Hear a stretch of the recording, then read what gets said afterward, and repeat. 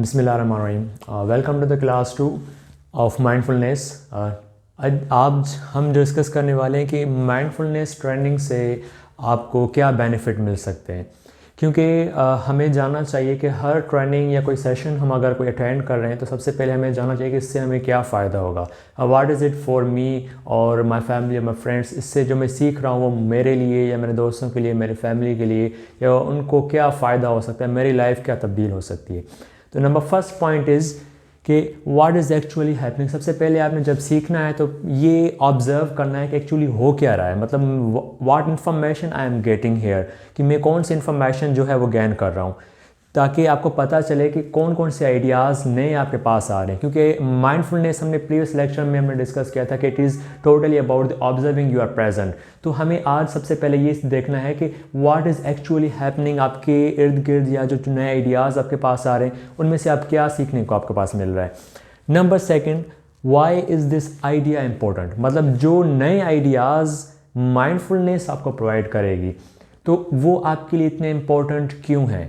Because कोई भी training हो एक्सेप्ट माइंडफुलनेस ही हो या उसके अलावा भी दीगर जो भी ट्रेनिंग्स या सेशंस आप अटेंड कर रहे हैं, तो इनमें जानना चाहिए आपको कि इस आइडिया से आपको क्या ज़रूरी चीज़ मिलने वाली है, कौन सी नई चीज़ होगी जो आप एक्चुअली ज़िंदगी में इम्प्लीमेंट करेंगे तो उससे आपको फ़ायदा होगा, आपकी लाइफ में कुछ चेंजेस आएंगी। तो सबसे पहले आप जो आइडियाज़ गेन कर रहे हैं क्या हो रहा है वो देख लिया। अभी ये चेक करना है कि आइडिया क्यों ज़रूरी है, उससे क्या बेनिफिट होगा, वो आपने ऑब्ज़र्व करना है। Being mindfulness and being mindfully active.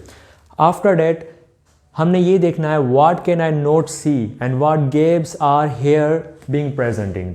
ठीक है, हमें ये भी देखना है कि कौन सी ऐसी चीज़ें हैं या कौन सी इन्फॉर्मेशन है जो मैं गेन नहीं कर पा रहा, क्योंकि ज़रूरी नहीं कि ट्रेनिंग में बैठा हुआ हर शख्स या फिर उसको हर एक चीज़ समझ में आ जाए। तो वो आपने ऑब्ज़र्व करनी है कि मुझे ये चीज़ें समझ में नहीं आ रही, या ये वो नॉलेज है जो मैं गेन नहीं कर पा रहा। आइदर समटाइम विजुअल्स प्रॉब्लम्स हो सकती हैं, हेयरिंग इम्पेयरमेंट्स हो सकती हैं। तो वो आपने खुद को ऑब्ज़र्व करके ये चीज़ नोट डाउन करनी है कि मैं ये चीज़ें गेन नहीं कर पा रहा।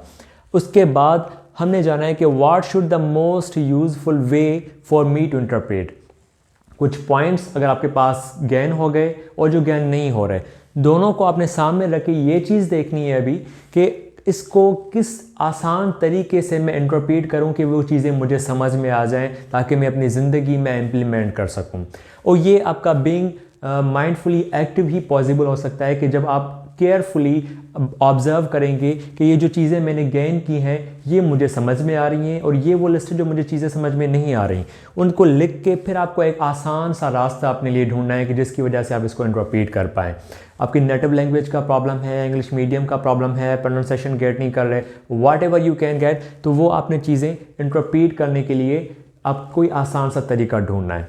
अब उसके बाद है हमारे पास कि how can I apply a useful interpretation in my life. जब आप जाहिर है आपके पास आसान तरीके एक से ज़्यादा मौसूल हो जाएंगे, क्योंकि आप अगर बीइंग माइंडफुली एक्टिव होंगे तो एक से ज़्यादा आपके पास सब्स्टिट्यूट आ जाएंगे। अब उनमें से कोई एक best suitable appropriate useful style आपने अप्लाई करना है, ताकि अपनी ज़िंदगी पे अगर जो चीज़ आपको समझ में आएगी इंटरप्रेट कर लिए उसको आप अप्लाई करना है, लाइफ में इंप्लीमेंट करना है कि भाई इस तरीके से मैं इसको चीज़ को इंप्लीमेंट करूँगा तो मेरी लाइफ में तब्दीली आ सकती है, मैं बेनिफिट हो सकता हूँ। लेट्स सपोज अगर कोई मेडिटेशन करनी है आपने, तो वो एक कौन सा पीसफुल इन्वायरमेंट है या कॉर्नर है मेरे घर में, मेरे शॉप पे, वॉट एवर कहीं पे भी, तो मैं जाके वहाँ पे खुद को माइंडफुली एक्टिव और बीइंग प्रेजेंटली अपने आप को ऑब्जर्व कर सकता हूँ। वो आपके पास यूज़फुल ऑप्शंस आप खुद डिक्लेयर कर सकते हैं खुद के लिए। नंबर लास्ट है हमारे पास कि share with others and add more insight. आपके पास जो आइडियाज़ या आपने जो सीखा वो दूसरों तक पहुंचाएं।